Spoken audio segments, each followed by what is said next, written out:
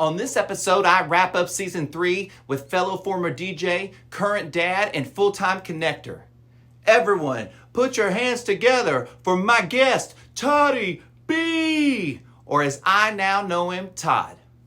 Toddy B was this legend that I'd only heard about from my friends that were into dance music. I meet him at a good friend's party, and it was immediately evident why he's such a local legend. He was gracious, he was kind, he was caring, and we had just met. So then I knew I had him, and I asked him to be on my podcast. We also discussed soccer, sneakers, and putting on a two-man show. Let's jump in.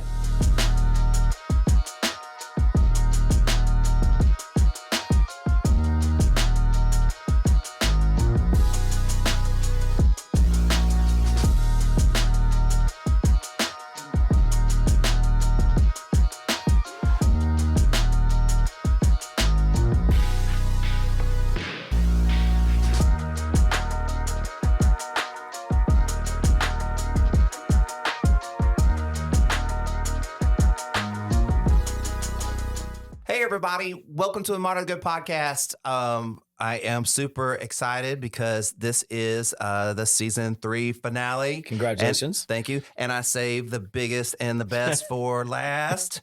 But before we get started really quickly, Joe Andrade Media, he does all my cool pictures and videos. I do all this setup at this point, but he's doing all the cool stuff on my Instagram. My guy Jason, he's at Wish Pocket. He's the reason I sound so good, the reason that my guy Toddy B is going to sound so good. No Names Originals, that's my guy Jaron. He does custom bleach clothing. He does art. I have some. I wear some of his stuff on the podcast. Support local North Carolina artists. My guy Mo, he has a Go Bubble app, and that is the detailing service to you. And if you use the promo code Go Moderately, you get a discount. And then my newest and coolest, because he's an artist, sponsor is Lone Sun Decor, and that's my guy Peyton. And you can go see, he does really cool like Aztec-y art and stuff. Just go check it. Just go check it all out. Follow them all. You're already following people on Instagram. I need all those, by the way. Yeah. We'll just on the back end. Yeah, we'll just write. Let's get them on. That sounds like an awesome list, man. Everybody say hi to Todd. Okay, so what should I call you? What? Okay, I get this often. Okay, your real name is what? Todd Christian Bergener. Okay, people call you Toddy B, Toddy, Jackass, Numbnuts. Todd. Yeah. Toddy B and Toddy is, my mom's been calling me Toddy since I was born. So, Toddy? Yeah. And so I think when I got into soccer, I had English and Scottish coaches, and the Toddy stuck through soccer and growing up as a kid. Toddy. Hey, Toddy. Yeah. My players call me Toddy. And then when I started DJing, for sure, what name do you want on your flyer? Toddy B. Toddy B. Everybody called me Toddy B already. So it was just natural, Toddy B. So Scotty G. There you go. I mean, you know. Well, I mean, you just, hey, I DJ'd for like a hot minute in college. It was a quick hot minute. Yeah. You told me about it at a party one night. I remember we had that conversation. What is your wife call you when she texts you like on the phone? I mean, can you like, is it like babe, or when she? Usually it's babe. Often dad, because like, hey dad. And I call her mom often. Yeah, because obvious reasons. We have 2 children, so 2 boys. Yeah. It's not Todd. She doesn't refer to me as Todd ever. If she does, she's like trying to be funny. Come here, Todd, Right. Like she's got a sense of humor about it because we know that she doesn't call me Todd. So she doesn't call you like Honey Bear or not Honey Bear, babe. Like babe, dad, Todd. Inside joke. Shout out, Kimmy. I love you, babe. She calls me babe, dad, Todd. My dad, my daughter, I'll say something to my girlfriend. I'll go, babe, and she'll go, babe. Like that. I love that. Yeah, but it's just weird. It's like, and then we start laughing, and then it gets like worse. Okay. Anyways, so yeah, do all your socials, yeah, what you do, what you're doing now, like shout out all your stuff that you have been doing leading up to here in the end, December. Thank you for asking. At Todd B Realty is on Instagram and Twitter. I think the Facebook is at Todd Bergener. I am born and raised here. I have a family. I'm a soccer nutball. I was in music. I sell real estate now to provide for my family. I've had a bunch of passion projects. dad is by far the best thing so far. You can attest, yeah, man. Do you ever wish you had a daughter? Yeah, I do. I wish we had a third all the time, but Kimmy told me from day one, I only want as many kids as I have arms I can wrangle. We had our second boy and we were done. And so I always razzed her about a third. And, she's like, I don't want a girl. I'm totally happy with the 2 boys. I know what girls are like. So I'm okay with the 2 boys. Would you say, okay. If we went for a third, of course, I would hope it would be a girl. Okay. Your siblings. Mm-hmm. How many, what were your siblings? 2 boy brothers that are younger. Okay. So it's 3 boys. Mm-hmm. So, I mean, you've just grown up with boys. Like there is no reference to like girls at all. Not even a bit. Yeah. Yeah. Not even a bit. We were all boy too. We all played soccer. We all did forts and skateboarding. Like it was all boy. Yeah. All boy all the time. Yeah, it was great. Yeah. And my boys are like very much that. Yeah. Yeah. So I'm life deals you the cards and 2 boys was in my hand. So I'd be cool with it. Would I like a girl? Absolutely. But physically it's not going to happen anymore. Not my vagina. So I don't really have a say in that anymore. She said no. She no said more no? kids. So I mean, I have to listen. Yeah. And I don't plan on having kids with anybody else. So I think I'm done ski. So I'm not. This is just. It is what it is. Yeah. So it's amazing. This is what I found. So when I met you at that party, the very first time we met, right? I knew this myth that was Toddy B, right? Because I worked downtown at times. Uh-huh. I had a lot of friends that bartended downtown. There would be DJs and things. We kind of talked to them. My sister-in-law like kind of knew like a lot of the people that you're friends with and stuff like that. And I was just like, and then of course, like on like social media, when you have like 50 something friends in common, it's like, well, here's this guy. And I was like, well, there's that guy. There's he keeps going over my feed. Yeah. Facebook keeps recommending me to like him or something. Yeah, right? yeah, or whatever. To be friends with this guy. Yeah. Yeah. And so I algorithm. I always find it interesting when we have probably so many friends in common, but we didn't meet until like 2 years ago. Yeah. And so like, I guess my thing is like, have you always kind of been like, you always been that guy? Like you're always the guy that like, you've not have a lot of friends, but you're just connected. You're just connected Absolutely, into people like that, right? Yeah. Yeah. I mean, I was popular in middle school and high school because I was friends. I grew up in Round Rock and we had cliques, but I was friends with all the cliques. So I knew a lot of people. Yeah. And it's helped me in life. I talk to my kid, Christian, all about it all the time. Make friendships. You might meet these people forever. The people you meet at school right now, they might be friends with you 20 years from now. Be nice to everybody. Like, to put good in them. Mm-hmm.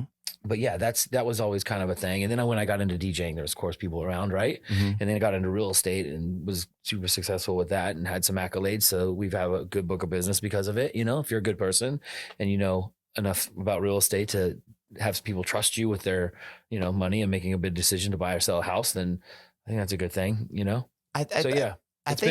it's been a common theme. I think not to be arrogant about it, but no. It's hard to say that though, like it's kind of a big deal all my life. No, I don't mean it like that. Obviously, if people know me, they know that I'm not like that. But okay, so I'm humble gonna brag, I guess. I'm gonna show where it's not like that. Okay. Okay. I'm going to assume there's a lot of times where you have to be the catalyst to put things in motion, to maybe reach out to people or to connect with people, because people naturally kind of just go like, oh, I'm not going to do nothing. Or if it's not playing for me, I'm not going. So like, there's a lot of like, probably like you going, hey, let's do this. Let's do this. Let's do this. Right. And people going like, and you going, no, come on, let's do this. Right. Mm-hmm. So it's not like this thing, like this. Well, I mean, it partly is probably a gift, the gift of gab and your personality, right? But it's also the hard work you put behind it of going like making these connections is important, right? Yeah, I'm a connector. And so like, I mean, so that's why I don't like, it's I'm a very connector for sure. It's a very simple thing to see about you. Right on. Yeah, I mean, you know what I'm saying? So it's like, I don't think that's a bad thing.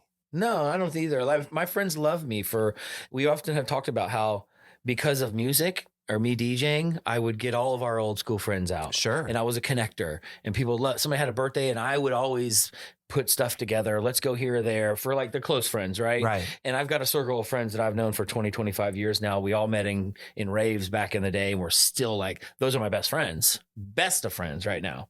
And they have been for 20 plus years. And so that little crew, it's like every time we all have kids and are grown now, so when they get together, it's like, I'm usually the person that brings them all together, or not just that circle, but in general, I think, that happens a lot. How old were you? How old were you when you went to your first rave? I was in high school. So I was 17, 18. They had them at the music hall, which is now a condo, but, up until like probably 10 years ago, they knocked it down. That was a place where we could go and take LSD and not have to be home by our 11 o'clock curfew. If I was staying in so-and-so's house and we did like a swap, just like everybody did, back in the day, say you're staying at one place and everybody stays the other place, whatever.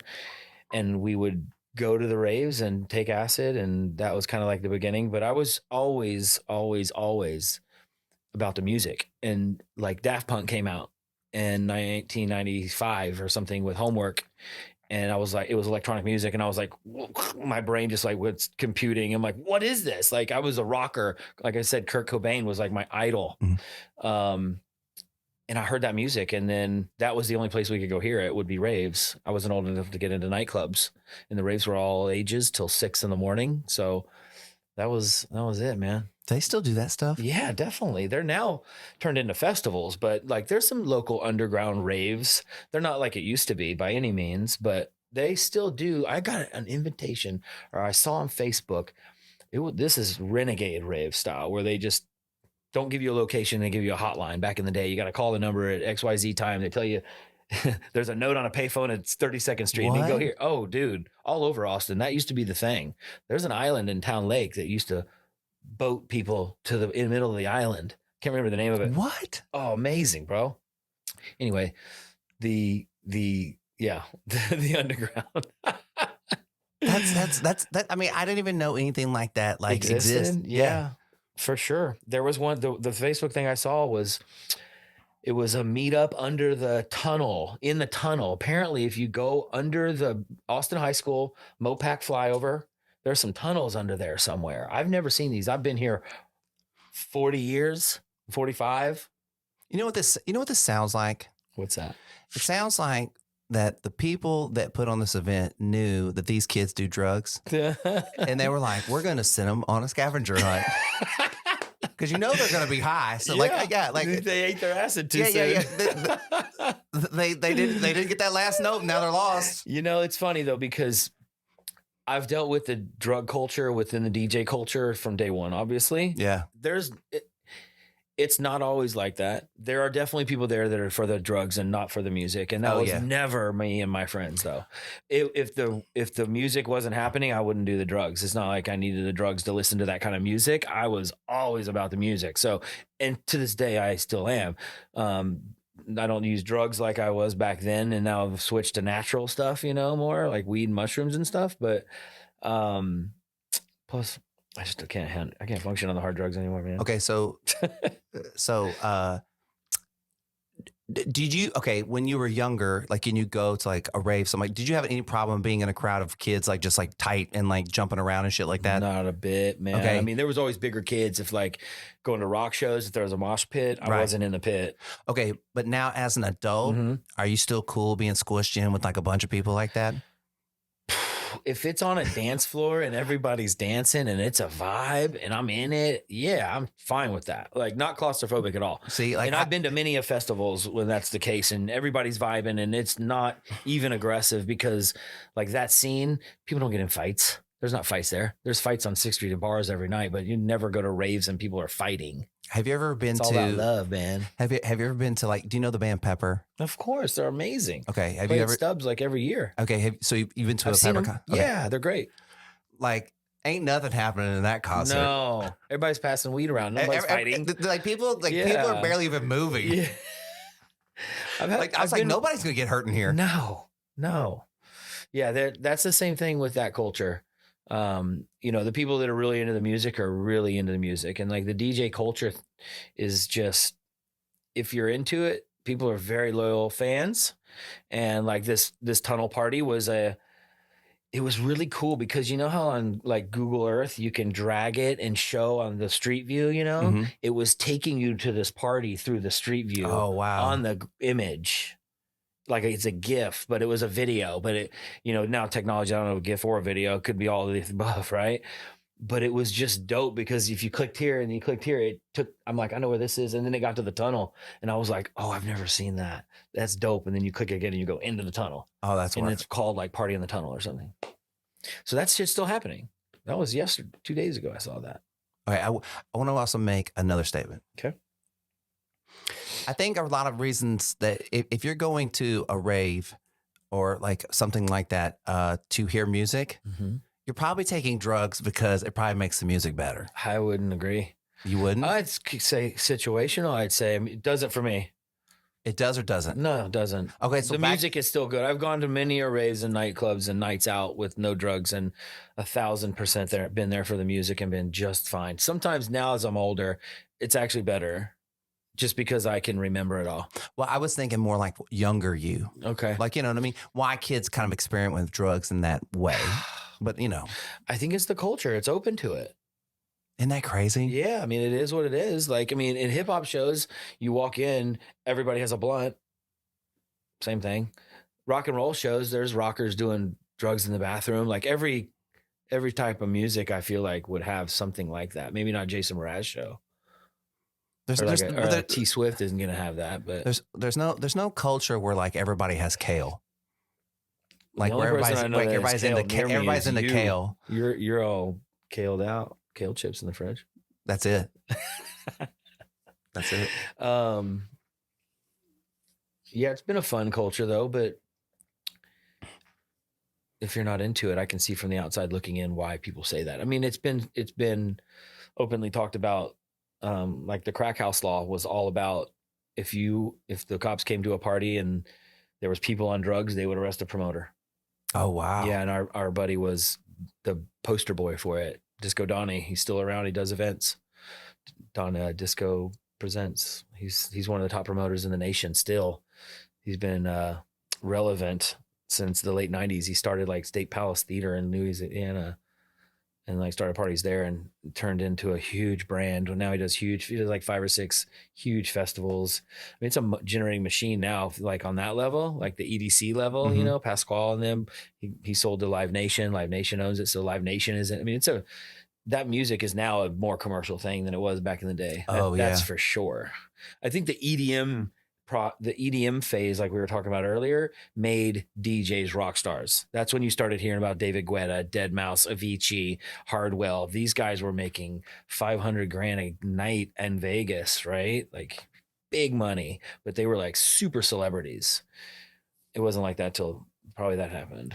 Okay. So the old school guys, my generation, the Danny Tenaglias, the John Digweeds, there's bigger names now because there's more fans of it. Sure. But the OGs, like I just went to a John Digweed show at the Concourse and there was probably 400 or 500 people on a back patio versus inside show with some random jam band. It was 2,000 people. Oh, no way. Oh, it was awesome. But we were out here jamming at one of the world's best all-time DJs and it's like intimate as fuck. Because the young kids, the 20-year-olds don't know who John Digweed is. That's wild. But you go to a more EDM, trap, drum and bass, commercial house, and it's like, those names are huge now.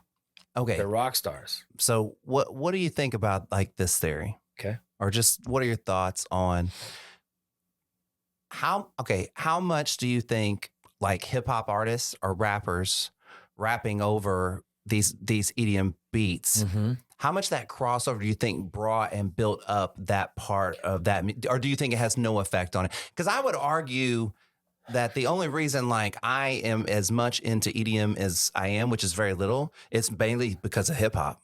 Because you heard some hip hop artists rapping over a EDM track or something like that. Something that's like ASAP Rocky doing something with Skrillex. Yeah, you know what I mean. And then you're just like, oh, okay, well, who's this dude? Yeah. And then I'm like, oh, I recognize that song, or I recognize that song. Yeah.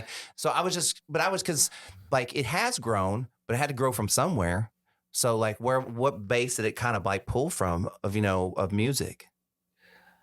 Or do you think I that? don't think hip hop had anything to do with that. Oh, fair. Yeah, honestly. I think people that listen to hip hop or listen to dance music knew of hip hop already. Probably. Because it was so mainstream. You can't not know it. Yeah. You know? Versus they cross over and listen to electronic music. They were already there. I don't know. It's a good question, man. I think nowadays you still see collabs. They're just different. They're not as dancey.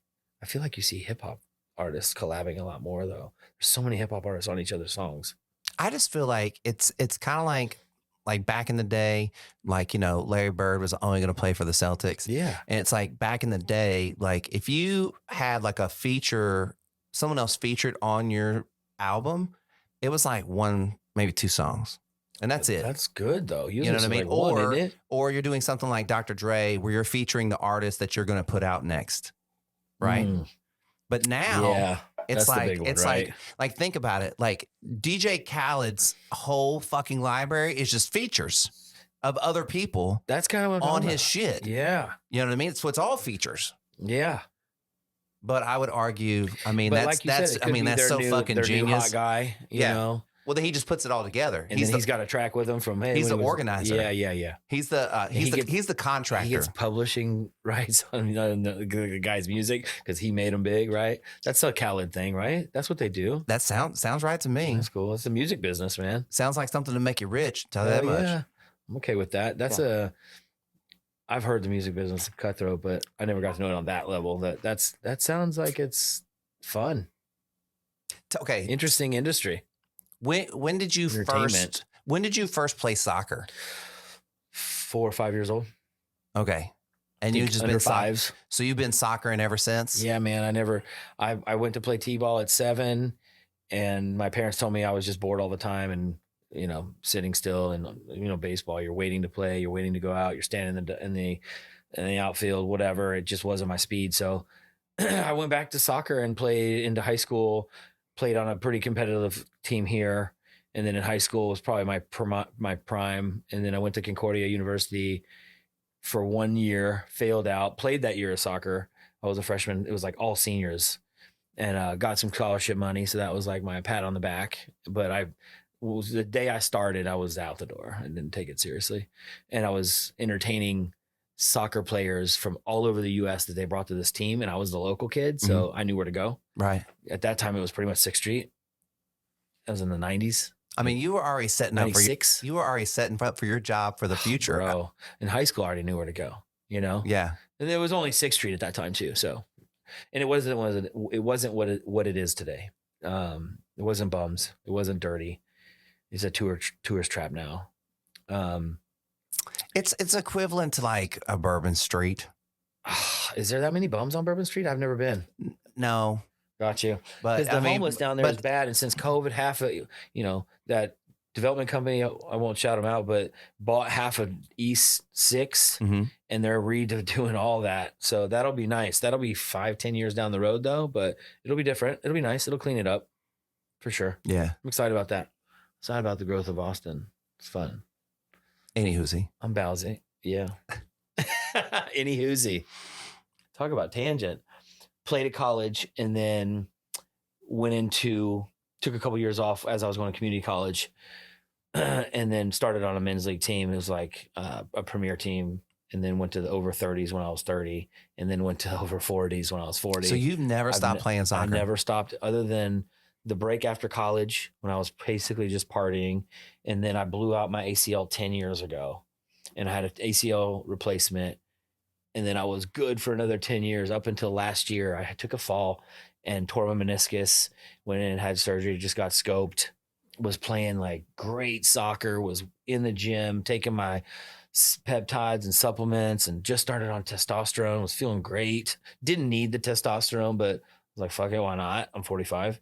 Levels were great though. And I didn't really notice a change from it. But then I got hurt again and then my knee just never healed right. Yeah. And I came out of surgery and I was hemming and hawing and doing the PT because when I tore my ACL, I just took a year off. I didn't do PT. That year, that was the year I didn't play. And this time I did it serious. I went to PT. I went 2 times a week. I did the stuff. Every week they'd ask me, how you feeling, any better? I'm like, no, it's not any better, actually. For 6 months, bro. Dang. It should have been better, to the point where I went back to the doctor twice to be like, what's wrong with me? And he could never figure it out. He never took x-rays though. And then so finally I went to my dad's doctor, who did both his knees. He's a family friend. I should have been there in the first place. First thing he did was took x-rays.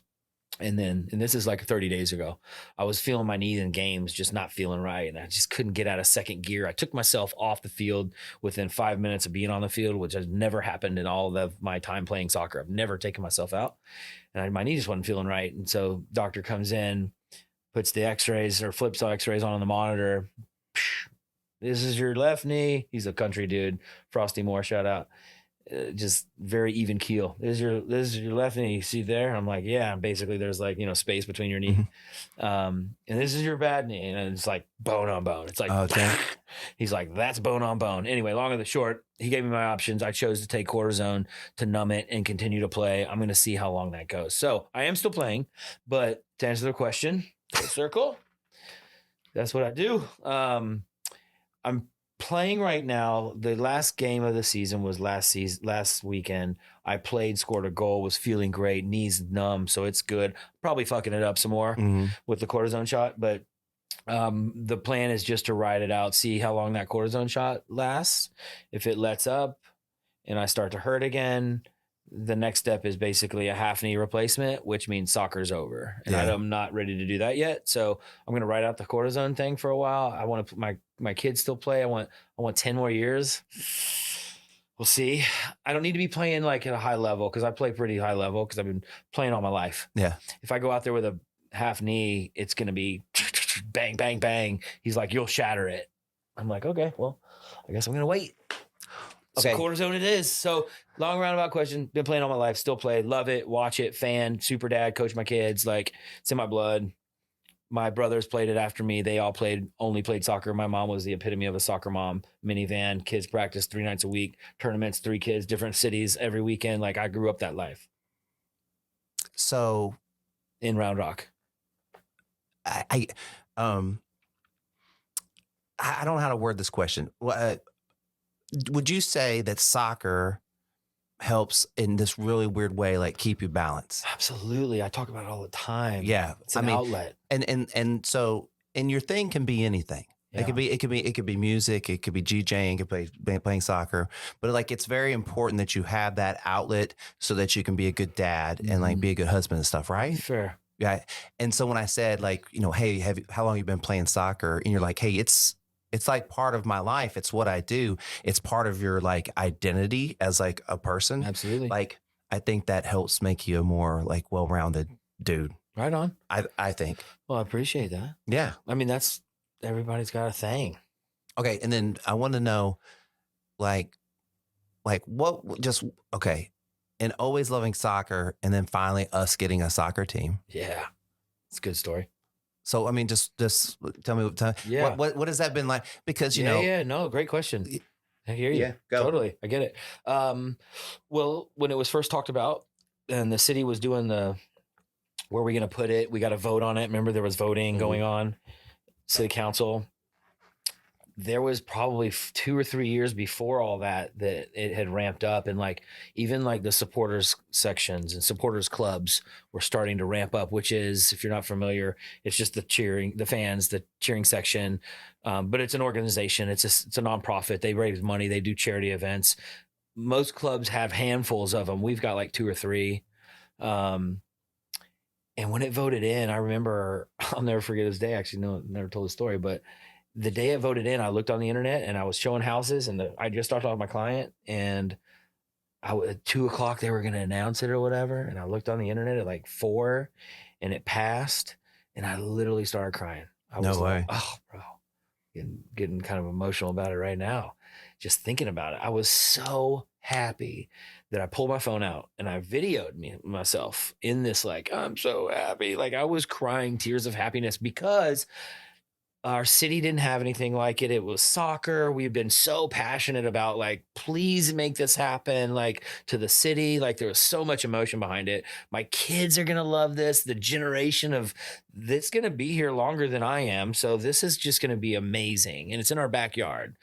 it was MLS, which is the American top team, league, if you will. Nothing like the European League, which we all know. The two are completely different soccer. But it was awesome, man. It was soccer.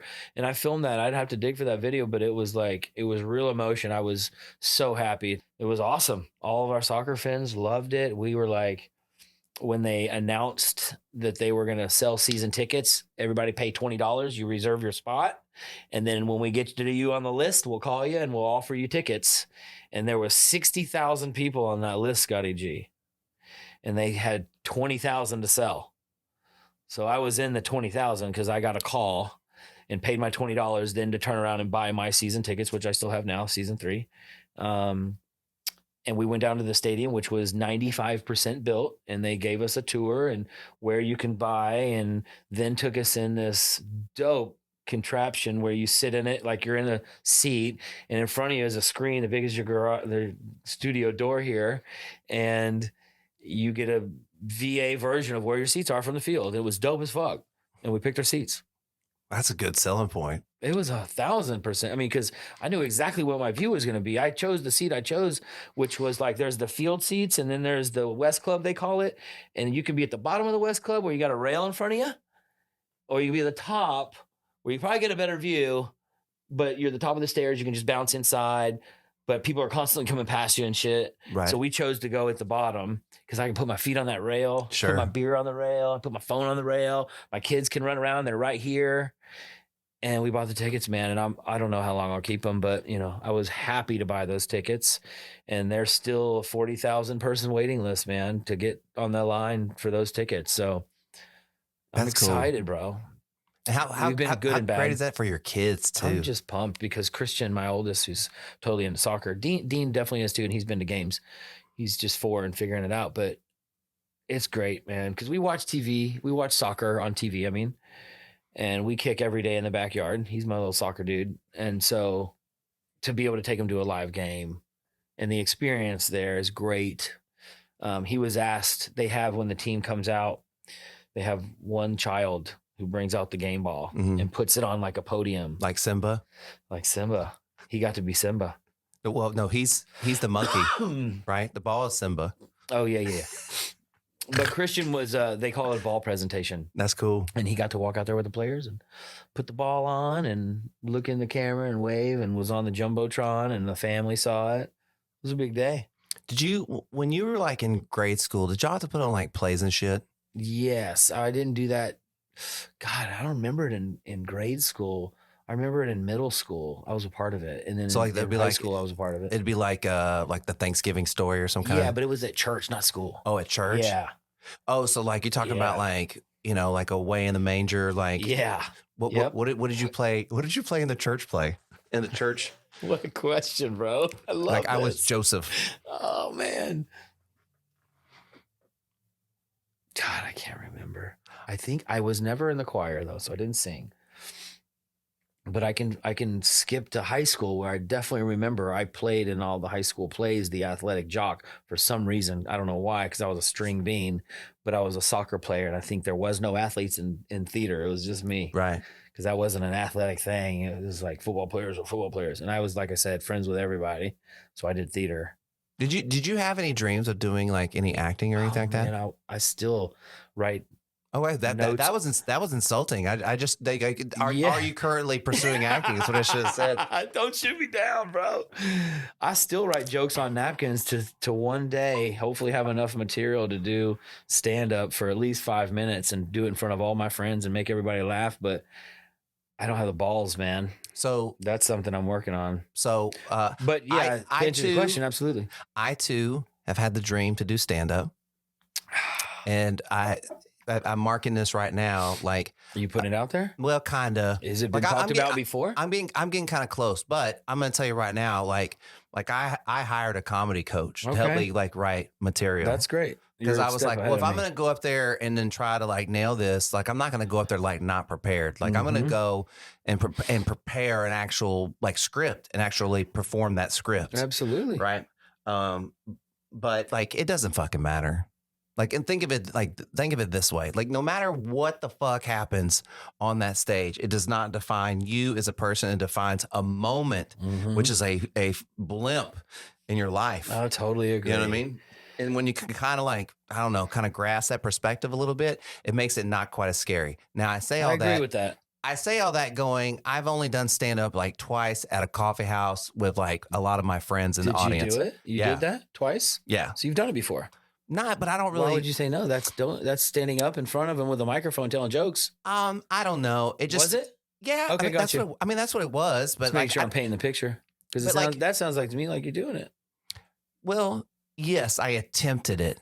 It's kind of like did it flop? Did you bomb? Well, I mean, everybody in the audience is there for a different comedian that's there. Okay. Did your friends laugh? I mean, they snickered. Okay. I don't know what that. So you didn't bomb. That's well, but like, I mean, had they heard I don't even remember it. Had they heard the material before? What's up? Had they heard the material before? No. So it was all fresh content material, and they snickered. Yeah. So they did not laugh. That's good. Well, but my fear would be that I would be a storyteller, comedian. Like this is what I would do, and if I wasn't selling real estate, I would want to be a comedian for sure. Well, I mean, you could still be a comedian. Yeah, I would rather do it. What if you're like a comedian that sells real estate? I think I'd be too busy. I'd have to pick one, man. No, I'm saying like you tell jokes like as you sell houses. That's my shtick, right? I'm the comedian realtor. Like there's a lot of realtors that have their little niche, right? Yeah, that could be mine. The comedic realtor. Yes, I'll laugh your ass right into that house. Right, right. I'll make you laugh all the way into the house. I don't know. That was pretty lame, but well, I mean, no, I hear you. That's funny, but I kind of do that already. I don't have that title, but I mean, I have fun. You see me, I'm a fun dude. Yeah. You know, when I have clients that I can have fun with, yeah, I absolutely do. Because I love people and like I have to mold to those people. I meet so many different kinds. Introverts, extroverts, funny, not funny, professional, not professional, all of them. And I have to mold. So, so that they like me. So I want them to like me. Keeping people to like you is an art. I think, okay. So mold, I feel like it could have like a negative connotation. I see that. Right? It's more like you're being very observant of the person in front of you and going like, hey, in what way can I have my behavior complement the vibe that this person is giving off, right? Mm-hmm. Is to just like kind of be in the situation. And I think people kind of they get nervous about like, well, is this person's really quiet? Like, what does this mean? And they start to kind of overreact instead of just like just sit stay back. on their level. Yeah. Just stay near that. Yeah. Just stay right there. Yeah. You know what I mean? I find myself doing that when I'm driving someone who maybe I'm showing homes to and I am getting to know them. And they're quiet, and I'm just firing questions, and I'm like, "Oh, chill the fuck out." I'm like interrogating them. Yeah, and that's what you're talking about, right? Yeah. Well, you just have to. But I'm trying to get to know them. Well, build rapport. This is why you'd be good as a comedian because you have to read the room. Totally, bro. But I also think, you already got a leg up, man, because like when they invite you to stage, they're like, okay, everyone, put your hands together for Toddy B. I mean, like it's a good, bro. And then the house music comes on. You know what I mean? Like the intro is intro. Yeah, I'm already envisioning this. Yes, I could pack a room just on one group text. That's what they would love too. Is that he might not be funny, but he'll fill the room. It doesn't take that much to do it as how about me and you we'll do a 2-man show and just invite all our friends, and we can take it on the road and open for each other. Yeah, we'll just pick the night. We do 2 shows a night. Yeah, you open one, I'll open the other. Yeah. I don't care which order. Yeah. Are these the show shoes? Yeah. So do you know what these are? Yeah, they're Air Jordans. I don't know which number they are. So do you know what the shoe is? Like where it's what the significance of this shoe is? That specific Jordan? Yes. I don't think so. But I would love to be educated. So do you remember the flu game? The flu game? Yes. Where Jordan was in Utah. Yes. And he got sick. Yes. And allegedly maybe he was, like food poison. I do remember that. These are the shoes he was wearing that game. Were they just brand new J's at that point? No, I think he had worn them. I don't want to be wrong. Maybe he worn them through the finals at some point, But like these were the shoes he's wearing, and then they were called the flu games. And the reason I wore them is because the first time we tried to record, I got sick. Mm-hmm. Yeah. And when I got sick, and I was like, because I was like, hey, we're gonna record, right? Oh, you were about it, right?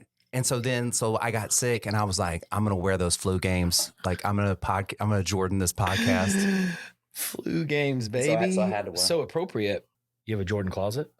I mean, not a whole, like one of my walls in my room is just top to bottom shoes. That's impressive. Yeah. I thought I had a lot, but I have to dump a pair every time I bring one in. That's me and Kim's new deal. It's not Well, new. what's your cap? What do you get the cap out at? It's a full shoe rack, 5 wide times 8. So that's 40. And then a ledge up there is probably 20. So that's 60. That's a lot. Yeah. Oh, and then I have the other side, half of it. So that's probably 80. Yeah, if the other one's 40. So, but they're like not soccer shoes, like cleats, but like slides, indoor shoes. And then I got like dress shoes. And then I got like designer stuff, one row, not very big section. Right. But they're dope. This is one of them. Right. Sandals up there, house slippers, like stuff you would wear with a suit, dress shoes kind of stuff. And then funky dress shoes. And then very small of kicks. Because I just wear training shoes to the gym, and I've kept about 3 pairs. I just got a new pair because I don't wear through them because I ain't doing shit in the gym. So they always look good. Yeah. How much are these shoes? These were not an impulse buy. We did go on a shopping spree, which we were just in a good place, and we're on a trip in California. We went to the Fendi store, which was one of my favorites, but I could never afford it. And all I had was a Fendi wallet, because I could afford it. And then we went to the store. These were $1,200, and that's the most I've ever spent on a pair of shoes. And I've done it 3 times now. That was kind of the number. So my most expensive pair of Jordans is going to be or quadruple. sneakers. It's not quadruple, but it's like it's probably more than quadruple. It's like double. $4,000. But I didn't buy them. I didn't have to buy them for that either. $4,000? No, for like 2,400. Okay. And you said 1,200, right? Yeah, like 2,400. That's a lot. But I didn't buy them. But they can get so much more expensive on your side than designer. I bought them for $700. Oh, that's a deal. Yeah, obviously. Yeah. You're more in, and you know what I mean. You're more on the top end. Like you had to put in 1,200. I had only put in 700. That's fair. Yeah, but you sold them to make a lick too. But Jordans can get up there in price, right? Like, oh yeah, not 100, but like 20K. Oh yeah, like I mean, like after for sale though, like the hot ones after retail, like post retail. Oh yeah, for sure. Into the 20,000 range, because I know the owner of my company is a super shoe guy, specifically Jordans, and not just Jordans though, but Nikes in general. I think there's some off market shit right now in the shoe game, and he's on it. He's paying $10K a shoe for a pair. A lot. What's he buying? Like off-white stuff, maybe? Yeah, but that's not special off-white, Victor special. Like, there's all kinds of. I can't even get into it with Paul. Like those signed, he's way more ahead. They're like signed, not signed, but they made 50 of them, maybe 100 of them. He looks for those. Does he wear them? Sometimes, because I see him. Mm. I don't know if he wears the 10K ones out, but he's a shoe head for sure. Deep into it. Also, what if they're lightly worn? They're obviously not as valuable, right? Do people not sell them lightly used? Yes, they do. I got you. So that's a thing. So you can get a discount on a good shoe that might be lightly worn. Okay. Do you want me to tell you That's that game right there. No, I'm gonna you want me to make you a really great sneakerhead with a really great collection at half the price that you need to pay? Absolutely. I don't know if I want to do that just yet because I don't have the space. So it's this easy. Okay. If you get a shoe at retail, so whatever the retail price of it is or lower, right? And you keep that dead stock. As that shoe goes up, you gain all that value. Okay? So what you do is you go find you that same shoe that has been worn once or twice. Somebody else took that original hit. Mm-hmm. And now you're going to get almost, it's like the exact same shoe, except it's been worn 5 times or whatever, right? You get it at a lower price, you sell that other shoe, and then you not only recover your retail, but you recover whatever extra was on, right? Minus whatever you have to pay for that other shoe. That's a win. the total win. Yeah, I don't know if I have space. That's what I'm You doing. got to hunt for the shoes, though. But there's a lot of shoes that I sell that I'm like, okay, I'm going to replace that one, and then I never do. Okay, You know what I mean? got you. But this is my theory on stuff. Okay, sounds legit. I want to become a Listen. sneaker broker. That's what I'm going to do. So how would that work? How would Literally just be the block. What'd you say? Dead block? You be the guy? So you come to me and Not you dead go, block, okay, but- you go, I'm looking for Jordan. You go 1, find it. I pay you whatever. a fee. Yeah. Got it. That's I great. find you it. enjoy that. Dude, I watch eBay. Okay, so like the you stock enjoy market. it. You enjoy it. I watch StockX like this. I watch it like the stock market. StockX, that's right. Like, I mean, like if you were to name a shoe and we were like, if I had another person here, like they could do like Googling for us, I bet I could get within on eBay, I could get within like $50 of every shoe. Wow. Just because I just see it all. I know what you shouldn't pay for it. Okay, that's good knowledge. I don't know. All right. So how I usually wrap this whole shindig up is I go, hey, what are you Is doing? it that time? Yeah. Yeah. I mean, you know. Wow. Okay. Well, look, I have this full prediction. Wait, we're not on a time crunch, but we're on a time watch. Okay. And I have this full prediction that this is going to go a lot longer than just Okay. like 15 minutes. That's why I'm giving us a little bit extra time. Okay. Because I usually it's behind the curtain. I usually, at the end, like we usually talk about the whole podcast, but I like to give about 15 minutes, just talk about what you do, blah, blah, blah. But we're having such free flow conversation. I'm like, Yeah. it's Are going you to okay end with up, that? we're going to be, what's up? Are you okay with that? Oh, yeah. Okay. Because I talk about what I do all the time. We don't have to talk about that. We're here to talk about you. Okay. What do we? Let's talk about me. Let's talk about that. Before we start kind of winding this thing down, Okay. what do you want to ask me? I want you ask me a question. Who is your dream guest on this podcast other than me? Like to get Sit in this chair. Let's say, let me put parameters on that. Let's say, let's keep it to Austin centric because you probably wouldn't get any better. Let's keep it someone local that would come here in your garage and do it.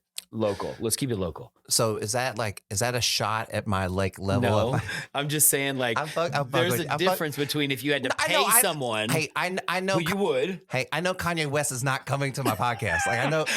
Okay. I'm not getting anybody that like worth if any. 2-part question. Okay, go. Local and then best ever and no budget allowed. Like if that person said yes, anybody in the world, Prince Harry for all I care. They have to be alive though. So local and then local. He's not. No. Oh. Well, this is a cheating answer. But like I think it would be really cool, but it's not going to happen. Joe Rogan. yeah, of course. But I was hoping you'd say that. But he's local. Yeah, he is. And he's famous. Yeah, he is. But he's the podcast god. But like that's not. So let's just go ahead and just like take And that then out. you go on his show. Yeah, I mean, 'cause like he does that with people. Yeah, Joe, just like let me go on your show. Dude. Like it would be great for both of us. I actually will make that happen. Hey, I'll call Joe. thank you. I'll text him. No. Usually it's just a text intro. It's easy. Yeah. He'll be like, yeah. Come down on XYZ day. You do a show and then you bring him over here. Yeah. Oh, okay. So if we're being like really serious, somebody like local. Oh man, like I like This- the Joe Rogan answer, but this. No, I mean this. It's kind of cheating. I hear you. Well, I mean like, and who wouldn't want to be connected to somebody Yep. of that? That's why I just gave a kind of silly answer. I get it. I'm not trying to make this a cop out, but I have like a handful of friends that I have asked to do this that just kind of politely told me no. And like when I ask people, it's because I'm genuinely interested in like, all right, like that person wants to do it, or there's some genuine interest of having them on there. And so like when I go ask people that I think would be interesting or have great stories or whatever, and they say like no, I'm kind of like, oh man, Yeah. you know what I mean? I get it. So, but I mean, I've also had this thought that like just what if I just never really, I just interview whatever comes to me. Mm-hmm. So like if it never gets past a certain level of notoriety, it's totally fine. Okay. But I don't know if that exists either. Okay. And then who would I want to like interview? Oh man, there's like, I know that's a toughie. I mean, there's so many cool people to interview, but I could have said Elon Musk, by the way. Okay. Local and famous. Oh, that's fair. Yeah. Yeah. You got too many I people forgot about moving here, that. dog. Yeah. McConaughey. Yeah. That would be, I would personally think that would be really cool. Oh my God. I mean, you can answer that because I said local. They're local. Oh yeah. I mean, he's still, man, there's a lot on this like local and famous list. I thought that was going to be a harder question. You think it, okay, let's narrow down the genre maybe, or industry. Would it be a music person? Would it be a politician? Man. I mean, Jay-Z? No. Eminem? No. Eazy-E? No. Dr. Dre? No. I don't like, it's hard to count Dr. Dre. Really? He's Well, not even in the conversation? No. Not that he's in the conversation, but I view him as more of a producer than Okay, that's necessarily fair. an artist, That's even though fair. I understand he's an Tupac? artist. No. Mobb Deep? No. Nas? No. It I don't know who's left. it would probably be Kanye West. Oh, fuck. The one I didn't say. But I mean, He's like, in there though. I get it. He's awesome at what he does. well, look, No, I get it. we have this problem. Is he the guy? Is he the GOAT? I think he's done a lot for hip hop music. Okay.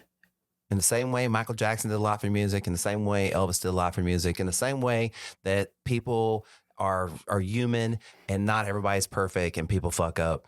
Like it's like He's still going through it. tough, man. He's not out of the woods yet. No. See, to me, it's Jay-Z. Personally. Just saying. I mean, I like Jay-Z. I think just all well-rounded hip-hop mogul who made it and came from the streets and the whole story. Like, I'm not even a hip-hop head. I just know hip-hop artists. I grew up in the late 90s, so I listened to hip-hop, obviously, because it was a big deal. But then I found dance music, and I fell out for a while. Like, there was 20 years of hip-hop that I never got into. It became commercial, though. Yeah. Like the Lil Wayne sound. Yeah. Never got into him. It was but hard. Jay-Z was always just constant hits, man. And he's got what is his line? I got the hottest girl in the game wearing my chain. Like, bro, he's got Queen Bee, they got a thing, fam. He's the GOAT. I mean, but then again, to me, Eminem is also the GOAT. Eminem's lyricist style, like not even thinking about Jay-Z on that. Like Eminem, I feel like would out rap all of them. he is a at this point a very impressive rapper. I mean, I would also argue like Very impressive, but I don't know hip hop like everybody does. Yeah. I would think that Eminem is up there. Oh, I mean, Like Busta Rhymes, Eminem. I think that Who else? you don't have the history of anything I'm so without ignorant to multiple it. Apologize. people having influence on history, right? It's not like just like, Jordan. You can say Jordan had the total influence on basketball to everything that came after him. Yeah. But you could go like, there's some people that like really never saw Jordan play. They saw Kobe play, but they never really saw Jordan play. So they don't understand, you know what I'm saying? In that sense. So like you can't have the history or the evolution of anything without saying this person changed this and this person changed this and this person changed this, Sure. right? Speaking of, I think I know the answer to this question. Kobe, LeBron, or Jordan? Who's the GOAT? Jordan. That's what I thought you'd say. I'd agree. It's not that But I watched them grow. I grew up playing with them, watching. I mean, it's nothing against LeBron and Kobe. Yeah. And I could see how someone would think Kobe's a GOAT. I could see how people would say LeBron is a GOAT. But like, I just don't think that. I think it's like I don't care for Tom Brady. Okay. Okay, but there is no arguing Oh, sure. how great he He's is. the GOAT. Right? And that was because who he was, how he played, how he changed his teammates, all the things, like all the things. Totally agree. Punching people in the face, whatever you got to do. You know what I mean? Totally agree. To get the job done. Totally agree. Anyways, all right. So Tom Brady's the GOAT. No so question asked. now I'm going to ask you, hey, Toddy B, how do you take care of yourself so that you can take care of all the people around you and be your best person? So I know soccer is an outlet. I saw on a video that you got like a little portable cold tub. The cold plunge. How's that? How's that changed your life? 2 weeks in, so it hasn't changed my life yet, but I'm doing it. I'm getting colder. 3 minutes is the goal. 3 minutes or 10 minutes, they say it's the same. So I'm going for 3. Yeah. I'll probably ease it. Don't waste any time. You know what I'm saying? Like 55 is where I started. Your 38 is like where anything lower than 38 is bad for you. You start to hurt yourself. So 38 is for like the dudes that are just like numb to it. They can do it. There's, what I mean? I'm more of a 40. I did it at 30. No, I did it at 40 the first time.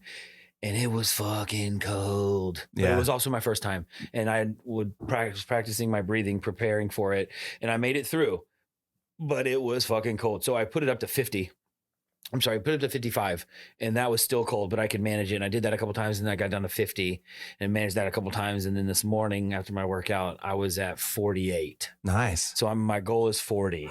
So I'm going to bring it down. But today, there was a couple times, bro, where I was like about to get out, and I fucking, it's all about breathing, right? After the first 30, 40, you ever done it? No. After the first 30, 45 seconds, for the first time I did it, I went numb, and it was just about survival mode. And then when I put it up, I was like, that's not safe.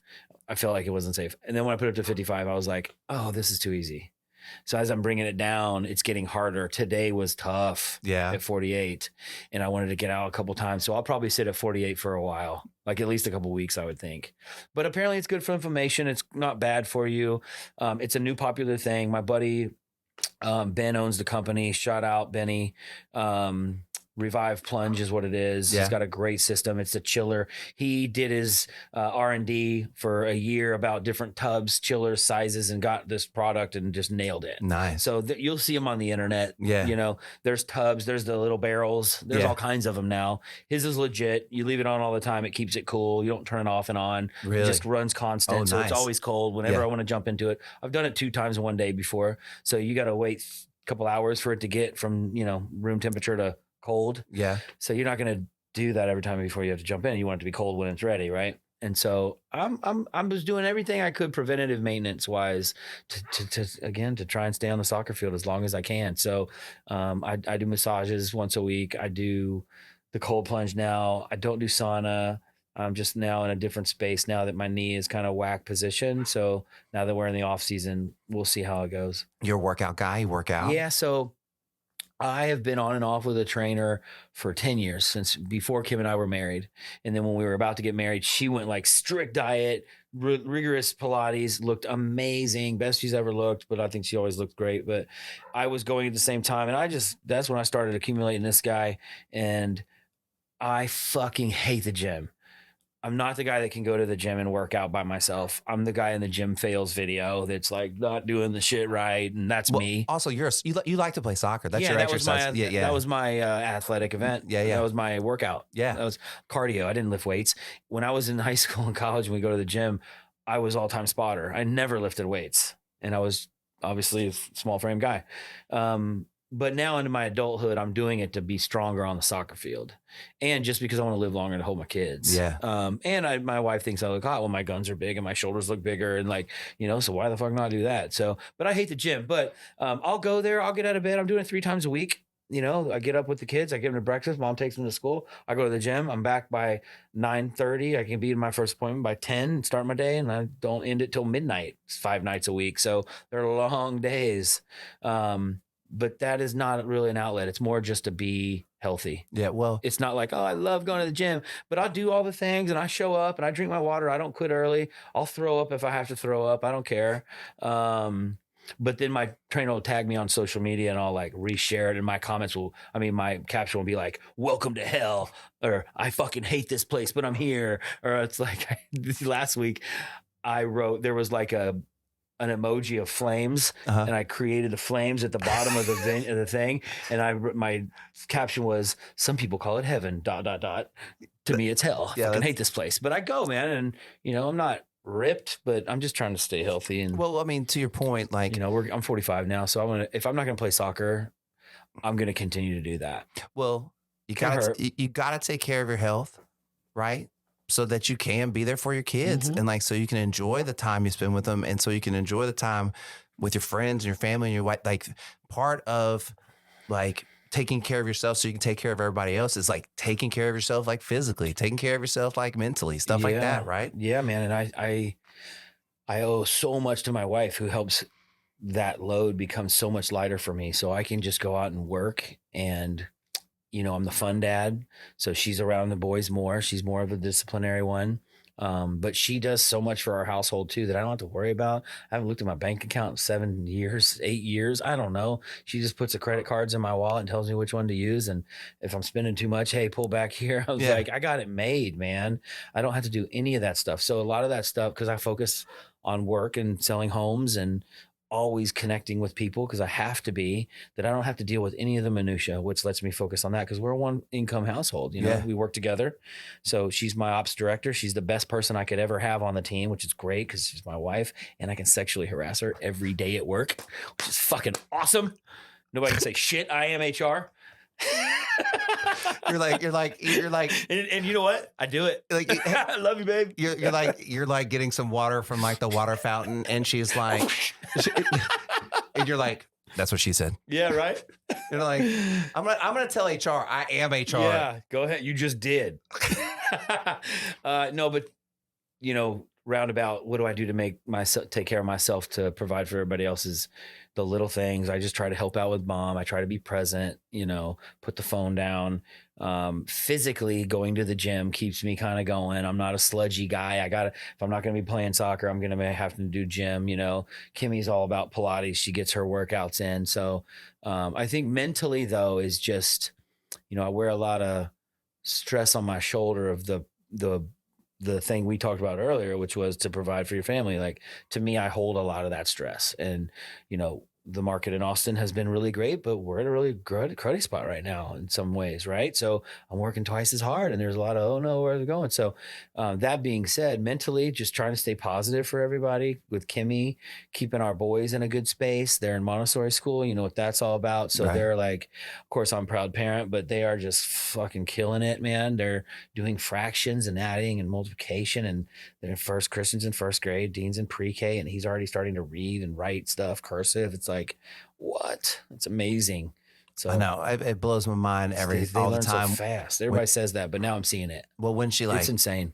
She went to school for just like a couple of weeks, and then she's just doing the dishes later. Like, she's just coming home like having full conversations and stuff. And I'm like, what are you talking about? Yeah. And like, why are you asking me such in-depth questions right now? Yeah. What are you 15? Like it's crazy. That's great though. Yeah. Oh, that's why I asked you in the kitchen if do you talk to her like an adult, and you said yeah. I think that's amazing. Well, so we do no devices. Yeah, that's right? too. Same. And that's what we love Montessori is they promote that. So and so we just got all that stuff in there. Well, I mean, and that's why we're just always talking to her. Yeah. She's always like, we try to preach around the house like, hey, we're all a team. Everybody's a teammate around here. So I can throw away trash just as easy as you can throw away trash, just as easy as mom can throw away trash. Like everybody's on the same team. So like we all work together. It makes all of our lives like better. And we're just trying to like leave it that way because no one's bigger than the sum of the whole, right? Is that how you say that? Mm-hmm. Nobody's bigger than the whole of this. Anyways. Got it. Everybody is equal of importance in our family. Right. Well and said. So everybody respects everybody. She was born during COVID. And so like, she hasn't been around a lot of kids. And so she'll like just go up and like start touching kids. I'm like, hey, you can't like just go touching people like that. Like, what do you call that personal space? Yeah. Dean has that problem too. My 4-year-old, he'll just come up and hug you or hit you in the dick or whatever, I mean, he's that kid. He's me in a child form. All the shit I did to my parents and teachers over the years is reincarnated into that little 4-year-old boy. I feel like you just described your son as like a Sour Patch Kid. He's sweet. He's Hurricane Dean. That's his name on the card. We call him Hurricane Dean. He's Hurricane Dean. Yeah, you're right. That's funny. Yeah, it's Sour Patch Kid. Oh man. Yeah. Did you have a good time today? Yeah. Amazing time. It was great to chat with you, man. It was great to get to know you better. It was great to be in your studio. This is amazing. Dude, I watch your podcast, so it's a pleasure to be on it. That's awesome. I'm glad that I was number whatever on the 3rd season, and when you're on season 10, this is it. Season 10, and you're in a private studio somewhere with Joe Rogan, just remember the little people. Yeah, no, we're just gonna bring you back on. Like, I Yeah, mean, you know that's what I mean? what I'm saying. Like, but I was like, well, man, like, what if this has become big? I'm gonna have to move this whole like, if I move into like a bigger You're space or a going to studio, do I'm gonna, like, that. I'm gonna have to recreate this in like in some studio. No, you go version 2, Yeah, 2.0, like bro. like a new. Yeah, because by then you're gonna have big bucks from all those sponsors you mentioned. Yeah. They're gonna start coughing it up. Yeah. Well, man, I usually ask everybody, give me a hug. You can push that mic forward and just instead of dodging it. Hey, thank you. Appreciate you. Yeah, thank you, sir. Yeah, thank you. I appreciate it. Good time. Thanks for the out. Yeah.